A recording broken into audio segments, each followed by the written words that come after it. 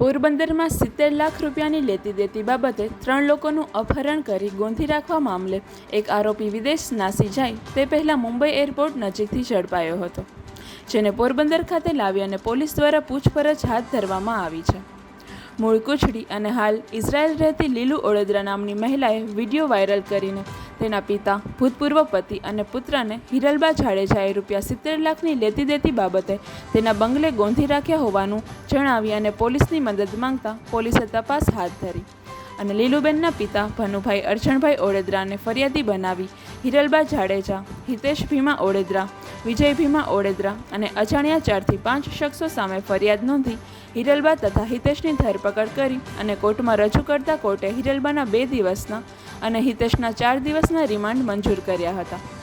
Remand દરમિયાન હિરલબાને છાતીમાં દુખાવો ઉપડતા પોલીસે તેઓને સરકારી હોસ્પિટલમાં સારવારમાં ખસેડાયા હતા, જ્યાં હાર્ટ એટેકની અસર જણાતા વધુ સારવાર અર્થે રાજકોટની સિવિલ હોસ્પિટલ ખાતે ખસેડવામાં આવ્યા છે, જ્યાંથી તેઓ ડિસ્ચાર્જ થશે ત્યારબાદ કોર્ટમાં રજૂ કરી અને વધુ રિમાન્ડની માંગ કરવામાં આવશે. બીજી તરફ બનાવમાં સંડોવાયેલા વિજય ભીમા ઓળેદરા નામનો શખ્સ પણ બેલારુસ નાસી જવાનો હતો, જે અંગે બાતમી મળતા પોલીસે તેને મુંબઈ એરપોર્ટ નજીક આવેલ હોટલમાંથી ઝડપી લીધો છે. તે તારીખ 7ના રોજ નાસી જવાનો હતો, તે પૂર્વે જ ઝડપી લેવામાં પોલીસને સફળતા મળી છે. વિજયને રવિવારે પોરબંદર ખાતે લાવવામાં આવ્યો હતો અને તેના રિમાન્ડની પણ તજવીજ હાથ ધરાઈ છે. ગુનાને લગતા તમામ પુરાવા પોલીસે એકત્ર કર્યા છે, જેમાં ભોગ બનનારના સહીવાળા કોરા ચેક, પ્રોમિસરી નોટ, તેના પ્લોટના દસ્તાવેજ, અપહરણમાં વપરાયેલી કાર પણ કબજે કરાઈ છે. ઉપરાંત અપહરણ થયું તે સમયગાળાના સીસીટીવી ફૂટેજ પણ મળી આવ્યા છે.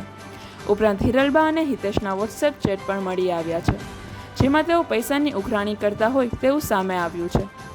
પુરાવા એકત્ર થવાથી કેસ વધુ મજબૂત બન્યો છે. મોટી રકમનું ટ્રાન્ઝેક્શન થયું હોવાથી આઈટી વિભાગ સહિત લગત વિભાગને પણ જાણ કરવામાં આવશે તેવું ચર્ચાઈ રહ્યું છે.